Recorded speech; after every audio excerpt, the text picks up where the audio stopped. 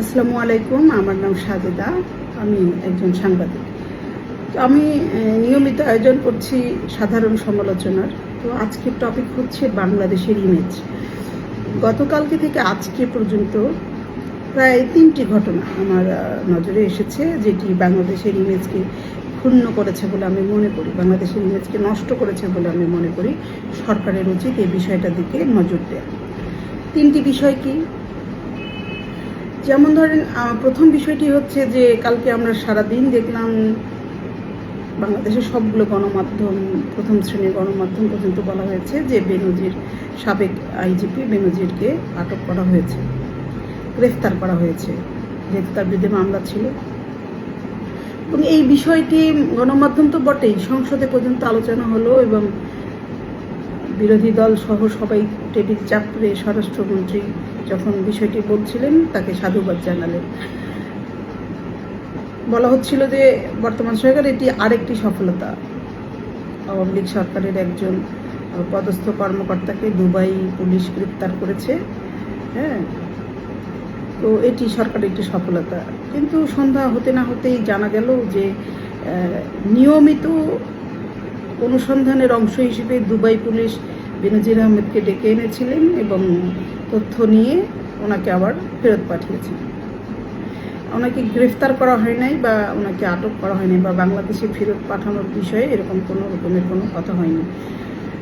তো এই বিষয়টি রাষ্ট্র কত দক্ষতার সাথে হ্যান্ডেল করলো এটি একটি দেখার বিষয়। এতে বাংলাদেশের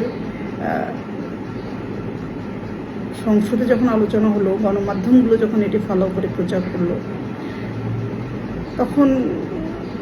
যখন এটি অন্যান্য গণমাধ্যমগুলো, ইন্টারন্যাশনাল বিশ্ব মিডিয়া, বিশ্ব গণমাধ্যম যখন এটি আবার উল্টাভাবে ছাপা শুরু করলো, তখন একটা বাংলাদেশের ইমেজ ক্ষতিগ্রস্ত হয় বটে।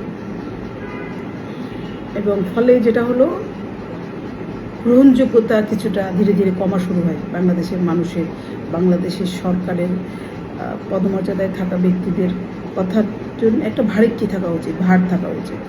এবং অথেন্টিক তথ্য না হওয়া পর্যন্ত, সত্য না জেনে সেটা প্রচার করাটাও এক ধরনের ইমেজ বিল্ড আপ করে না, বরঞ্চ ইমেজকে হেল্ড আপ করে। তো এটি একটি বড় ঘটনা ঘটলো, যেটি এখন পর্যন্ত কোনো সরকার, কারণ যে রেড অ্যালার্ট নোটিশ যেটা, সেখানে কিন্তু এই জাতীয় কোনো তথ্য এখনও দেখা যাচ্ছে না, এখন পর্যন্ত দেখা যাচ্ছে না। সুতরাং মনে করা হচ্ছে যে বেনজিরকে আটক করা হয় নাই, ছেড়ে দেওয়া হয়েছে। এবং বিভিন্ন গণমাধ্যমে এটি আবার পরবর্তীতে রাতের বেলা এসেছে, সকালবেলা আপনারা এখনও দেখতে পারেন। দ্বিতীয় যে বিষয়টি হচ্ছে যে সরকারের তথ্য উপদেষ্টা ডক্টর জাহিদুর রহমানকে দিল্লি থেকে ফেরত পাঠিয়ে দেওয়া হয়েছে এবং উনি দাবি করেছেন যে দিল্লি এয়ারপোর্টে ওনার সাথে মিসবিহেভ করা হয়েছে, ফলে উনি আর সেই দেশে যাননি। পরে ওনাকে বলা হয়েছিল, কিন্তু উনি দেশে আবার ব্যাক করেছেন, দিল্লি থেকে ঢাকায় ব্যাক করেছেন।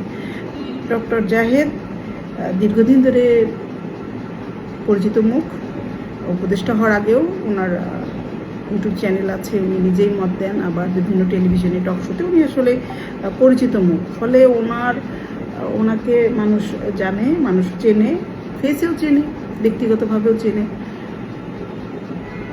এই জায়গা থেকে যদি বলেন যে ডক্টর জাহিদুর রহমান যেহেতু সরকারি পদ ধারণ করেন,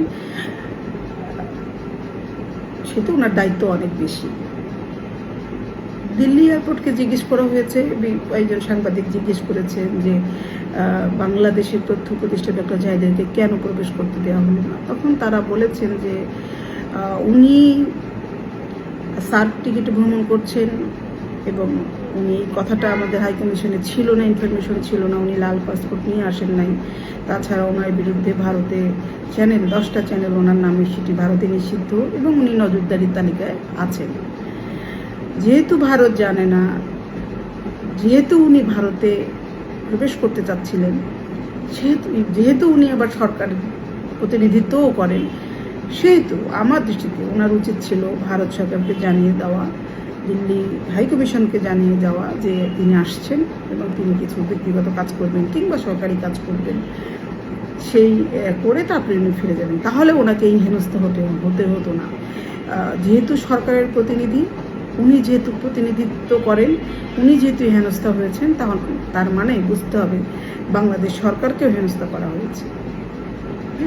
তো আবার উনি যদি ব্যক্তিগতভাবে যেয়ে থাকেন, তাহলে ওনার আবার এই দাবি করাটাও অন্যায় হবে যে আমি ডক্টর জাহিদ, আমি ভারতে বেড়াতে এসেছিলাম, দিল্লিতে বেড়াতে এসেছিলাম, কিন্তু আমি ঢুকতে পারলাম না। এটা আপনার ক্ষেত্রে হতে পারে, আমার ক্ষেত্রে হতে পারে, কারণ তারা তাদের কোয়ারিটা করবে।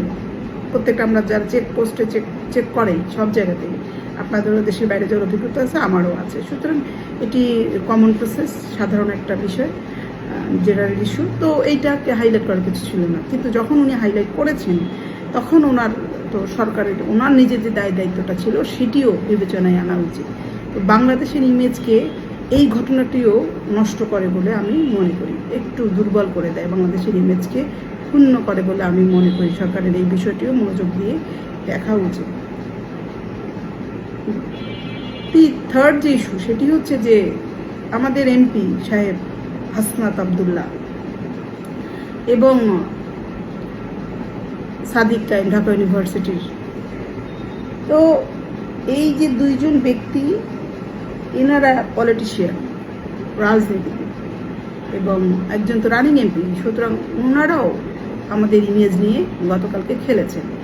ওনারা কালকে গিয়েছেন লন্ডনে এবং ঘোষণা দিয়ে বলেছেন যে তাদের অক্সফোর্ড ইউনিভার্সিটি থেকে ইনভাইটেশনে তারা যাচ্ছে এবং সেখানে সেমিনারে অংশ নেবেন এবং তারা সেখানে তাদের বক্তব্য দিয়ে আছে। তো এটি বিশ্বের দরবারে বাংলাদেশের মানকে উন্নত করে, ইমেজকে বিল্ড আপ করে এবং ভালো সংবাদ, খুব ভালো খবর। ভাতিজারা বড় হচ্ছে, ভালো ভালো জায়গায় সুনাম কুড়াচ্ছে, এটি তো শুনতেও ভালো লাগে, দেখতেও ভালো লাগে, তাই না? এখন পরে কি জানা গেল, ওনারা আসলে হাসনাত আবদুল্লাহ একটা অডিটোরিয়াম, লন্ডনে যারা আছেন তাদের দলে, তারা একটা অডিটোরিয়াম ভাড়া করেছেন, অক্সফোর্ড ইউনিয়নের অডিটোরিয়াম, সেখানে তারা নিজেদের মতো করে কথা বলেছেন। তার মানে এটা এক ধরনের গেট টুগেদার বলা যায়। পরবর্তীতে বাংলাদেশে আপনি যদি প্রেস ক্লাবে একটা হলরুম ভাড়া করে সেখানে যদি সেমিনার করেন, সভা করেন, গোল টেবিল বৈঠক করেন, সেটি কি অতটা সম্মানের হবে? যদি আপনি বলেন যে প্রেস ক্লাব আমাকে ডেকে দিয়েছেন, প্রেস ক্লাবের আয়োজনে গেছি, সেটা হবে না। বরঞ্চ আপনি ভাড়া নিয়ে কথা বলেছেন, সেটা আপনি যা খুশি তাই বলেন। এটার মূল্য আর ওই কথাটার মূল্য, প্রেস ক্লাব আপনাকে নিজে ডেকেছে, দুইটার মূল্য ভিন্ন না? ভিন্ন তো।